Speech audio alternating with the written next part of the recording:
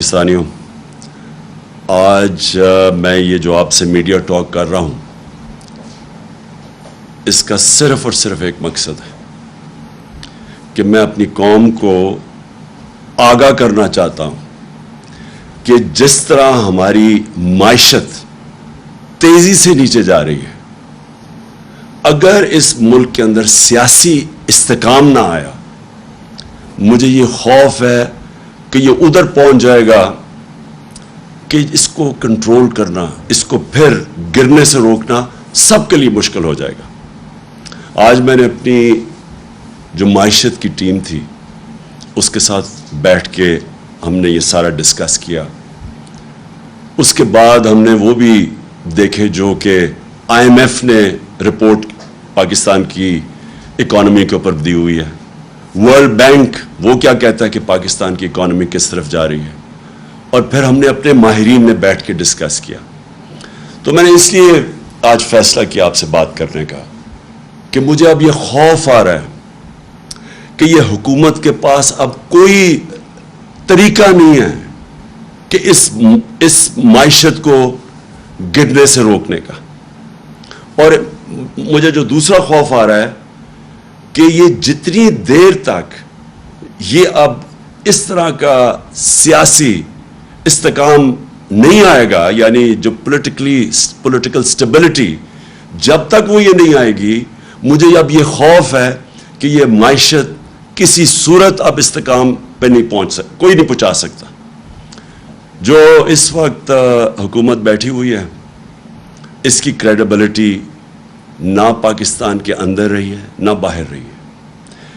ان کی خاص طور پہ جو پاکستان کی فائنینشل مارکیٹس ہیں ان کے اندر کوئی کریڈیبلٹی نہیں رہی۔ انہوں نے جو ساری قوم کو کہا تھا کہ جیسے ہی IMF کا فیصلہ ہو جائے گا تو ایک دم اکانومی سٹیبلائز ہو جائے گی، روپیہ بھی گرنے سے رک جائے گا بلکہ روپیہ مضبوط ہوتا جائے گا۔ ساری قوم کے سامنے آج حالات ہیں۔ IMF کی ساری کنڈیشنز مانی انہوں نے، تاریخی مہنگائی ہوئی پاکستان میں، جو میں بھی آپ کے سامنے باقاعدہ بتاؤں گا کہ آج اس پاکستان کی عوام کے اوپر کیا گزر رہی ہے۔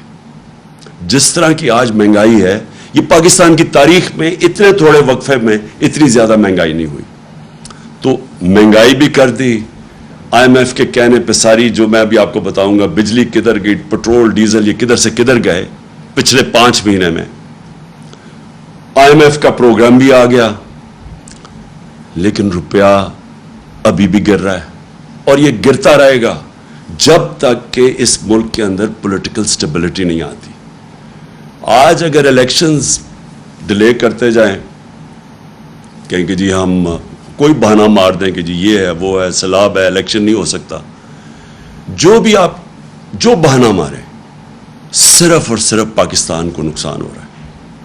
اگر کوئی یہ سمجھتا ہے کہ ہمیں نقصان ہو رہا ہے، الیکشنز ابھی نہیں ہو رہا ہے، تو میں اپنی ساری قوم کو کہنا چاہتا ہوں، یہ میں دعویٰ کرتا ہوں، 70 سال میری عمر ہونے والی ہے انشاءاللہ اگلے مہینے، میں یہ دعوے سے کہتا ہوں کہ پاکستان کی تاریخ میں کبھی کسی پولیٹیکل پارٹی کی وہ مقبولیت نہیں تھی جو آج تحریک انصاف کی ہے۔ میں یہ دعویٰ کرتا ہوں کہ سارے پاکستان کے اندر اگر ایک فیڈرل پارٹی ہے جو سارے پاکستان کو اکٹھا رکھ سکتی ہے، وہ تحریک انصاف ہے۔ پورے حربے استعمال کیے جا رہے ہیں، یہ لوگ جو اوپر بیٹھے ہوئے ہیں، یہ جو اس ملک کے بڑے بڑے مجرم اوپر بیٹھے ہوئے ہیں، 60% کیبنٹ ضمانت کے اوپر ہے، پرائم منسٹر کو سزا ہونے والی تھی یہ FIA کیس کے اوپر، یہ وہ لوگ اوپر جو بیٹھے ہوئے ہیں، ان ساروں کو اب سمجھ آ گئی ہے کہ یہ جو تحریک انصاف کی مقبولیت ہے اب اس کو مقابلہ نہیں کر سکتے، لہٰذا یہ کر کیا رہے ہیں کہ بجائے ملک کا سوچنے کے، سوائے اپنے کرپشن کیسز خارج کروانے کے لیے، اور ساروں نے مل کے وہ جو 1100 ارب روپیہ انہوں نے جو امینڈمنٹ کیا نیب پہ، سوائے اس کی فکر کرنے کی، ان کے پاس کوئی حل نہیں ہے پاکستان کی یہ معیشت کو اور ملک کو سدھارنے کا۔ میں آج آپ کے سامنے یہ جو دعویٰ کرتے ہیں کہ جی ہمیں بہت بڑا مشکل پاکستان ملا، ہم میں تو پتہ نہیں بارودی سرنگیں مل گئیں. شہباز شریف جس کو بہت شوق تھا پرائم منسٹر بننے کا, اور کئی ایسے یہاں لوگ بیٹھے ہوئے تھے, وہ سمجھتے تھے کہ آئنسٹائن کے بعد دوسرا آدمی شہباز شریف آئے گا, ایک دم سارا ملک ٹھیک کر دے گا. وہ سارا سب کو آج میں یہ کہہ رہا ہوں کہ یہ جو کہہ رہے ہیں کہ سارا کچھ ہمارے پہ ڈال رہے ہیں, میں آج آپ کو اسٹیٹکس سے بتاتا ہوں, فیکٹس اور فگرز سے, اعداد و شمار سے بتاتا ہوں کہ ہمیں کون سا پاکستان ملا تھا 2018 میں, یہ جو نون لیگ چھوڑ کے گئی تھی, اور ان کو کون سا پاکستان ملا تھا. یعنی ہم جب گئے تھے اپریل میں تو تب پاکستان کے کیا حالات تھے. یہ کہتے ہیں نا بہت برے حالات تھے. جب 2018 میں جب ہمیں پاکستان ملا تھا تو جو ہمارے ریزروز تھے, جو اصل مسئلہ بھی آپ کی قوم کو بتا دوں, مسئلہ کیا ہے؟ مسئلہ یہ ہے کہ بیرونی خسارہ ہے, جس کو کہتے ہیں کرنٹ اکاؤنٹ ڈیفیسٹ. جتنا آپ کا بیرونی خسارہ بڑھتا جاتا ہے, آپ کو اپنے ریزرو سے پیسے دینے پڑتے ہیں, ریزروز کم ہوتے جاتے ہیں, اور جیسے جیسے ریزروز کم ہوتے جاتے ہیں روپے پہ پریشر پڑ جاتا ہے, روپیہ گرنا شروع ہو جاتا ہے, ڈالر مہنگا ہونا شروع ہو جاتا ہے. جب ڈالر مہنگا ہوتا ہے تو جو بھی چیزیں آپ باہر سے خریدتے ہیں وہ سب مہنگی ہو جاتی ہیں. جس میں تیل ہے وہ آپ باہر سے خریدتے ہیں, وہ بجلی, کیونکہ بجلی کے اندر بھی جو فیولز ڈالتے ہیں, کوئلہ یا گیس باہر سے خرید کے یا پھر تیل ڈالتے ہیں, وہ ساری مہنگی ہو جاتی ہیں. تو سب کچھ مہنگا ہو جاتا ہے جیسے جیسے آپ کا روپیہ گرنا شروع ہوتا ہے. تو لہٰذا سب سے امپورٹنٹ چیز ہوتی ہے کہ آپ کا جو بیرون ملک خسارہ, کرنٹ اکاؤنٹ ڈیفیسٹ, وہ کنٹرول میں ہو. اب یہ جب ہمیں ملا تھا پاکستان کی تاریخ کا سب سے بڑا بیرونی خسارہ تھا, 20 ارب ڈالر کا خسارہ تھا. ان کو یہ کہتے ہیں نا بڑا مشکل وقت ملا تھا.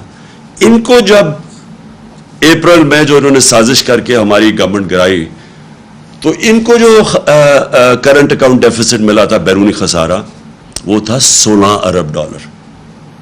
اب یہ سمجھنا ہے, ہمیں 20 ارب ڈالر ملا, ان کو 16 ارب ڈالر ملا. ہمیں جو ہم ان کی ووٹ آف نو کانفیڈنس سے پہلے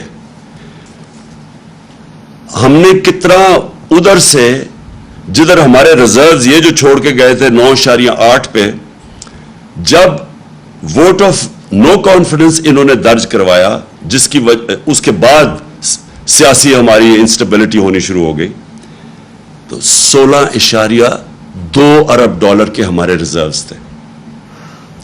پھر سے یہ جب چھوڑ کے گئے تھے پاکستان 9.8 تھا. جو ہم چھوڑ کے گئے تھے, انہوں نے کہا نا بڑا مشکل پاکستان چھوڑ کے گئے. ہمارا ووٹ آف نو کانفیڈنس سے پہلے 16.2 ارب ڈالر کے ریزروز تھے. آج یہ آئی ایم ایف کا ڈیل بھی سائن کر بیٹھے ہیں, اور آج ریزروز ہیں 8.8 پہ. اس کے بعد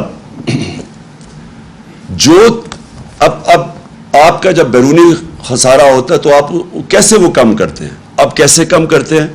دو ہماری بڑی چیزیں, ایک ہم ایکسپورٹ کرتے ہیں تو وہ ڈالرز آتے ہیں, اور دوسرا بیرون ملک پاکستانی ہمیں ریمیٹنسز بھیجتے ہیں, وہ جو پیسہ بھیجتے ہیں. یہ جب چھوڑ کے گئے تھے تو یہ یاد رکھیں 20 ارب ڈالر کا خسارہ, لیکن ریمیٹنسز کتنی تھی اوورسیز؟ 19 ارب ڈالر کی, اور ان کی ایکسپورٹس کتنی تھی؟ 24 ارب ڈالر کی. ہم جب چھوڑ کے گئے 20 سے کم خسارہ کیا, 4 ارب ڈالر کم کیا 16 پہ, لیکن ہماری آمدنی کدھر پہنچ گئی؟ 19 ارب ڈالر سے ہماری ریمیٹنسز گئی 31 ارب ڈالر پہ. 12 ارب ڈالر کی ہم نے مزید اور آمدنی کی, یعنی ہمارے پاس زیادہ پیسے کیے اپنے یہ قرضے واپس کرنے کے لیے. اور دوسرا ہماری ایکسپورٹس یہ 24 ارب پہ چھوڑ کے گئے تھے, 32 ارب ڈالر پہ ہم ایکسپورٹس لے کے گئے. تو ہم نے ملک میں زیادہ ڈالرز بھی لے کے آئے اور ہمارا خسارہ بھی کم تھا.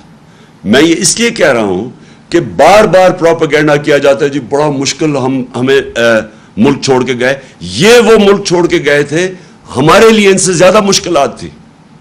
ہم نے وہ ملک ہمیں ملا، پہلے تو خسارہ سب سے بڑا، اس کے بعد ہم نے وہ سٹیبلائز کیا، اس کے بعد کرونا آ گیا. 2 سال کووڈ-19 دنیا کا ایک صدی کے اندر ایک دفعہ اتنا بڑا بحران آتا ہے. 2 سال ہم اس بحران سے بھی گزرے ہیں. ہمیں یہ اب سیلاب کا ان کا بحران آیا ہوا ہے، یہ جو خاص طور پہ سندھ میں اور خیر سارے قوم کا ہے اس وقت مشکل وقت سے، لیکن ذرا ان کا اب رسپانس دیکھیں اور ہمارا رسپانس دیکھیں. جو ہمارا کووڈ-19 کا بحران آیا تھا، دنیا نے اکنالج کیا کہ پاکستان وہ 3 ٹاپ ملکوں میں تھا جس نے سب سے بہترین اتنا بڑا کرائسس کا مقابلہ کیا. ہم نے کیا کیا انسینٹیوز دیے، ہم نے کیسے اپنے لوگوں کو ان کا روزگار بچایا، ہم نے کیسے کنسٹرکشن انڈسٹری کو انسینٹیوائز کیا، ہم نے کیسے بڑی کمپنیز کو قرضے دیے تاکہ وہ لوگوں کو بے روزگار نہ کرے. سارے برِ صغیر میں جس ملک میں نے سب سے زیادہ روزگار دیا کووڈ-19 کے بعد وہ پاکستان تھا، اور یہ ورلڈ بینک کی رپورٹ ہے. تو پہلے میں صرف یہ آپ کو بتانا چاہتا تھا کہ یہ جو کہتے ہیں نا کہ بڑا مشکل وقت تھا، اگر یہ ہوتے جس طرح کا کرونا کا جو اتنا بڑا بحران آیا تھا، اگر یہ ہوتے، یہ تو سارے کہہ رہے تھے ملک کو لاک ڈاؤن کر دو، اور انہوں نے ابھی تک جو ان کا رسپانس آیا ہے اس کے اوپر، سیلاب کے اوپر، ان کے پاس تو کوئی پلان ہی نہیں ہے ابھی تک. کسی کو کوئی روڈ میپ ہی نہیں نظر آ رہا. صرف ایک ہی روڈ میپ نظر آ رہا ہے کہ پیسے مانگ رہے ہیں دنیا سے کہ جی ہمیں کسی طرح پیسے دے دو. وہ جو سیکرٹری جنرل یونائٹڈ نیشنز کا آیا تھا اس کا وہ کپڑا ہی، وہ بازو نہیں چھوڑ رہا تھا شہباز شریف کو کہ پیسے مل جائے. ان کے پاس تو اور کوئی پلان ہی نہیں نظر آ رہا. کیا یہ ملک کو آرگنائز کر رہے ہیں؟ کیسے ڈیل کر رہے ہیں؟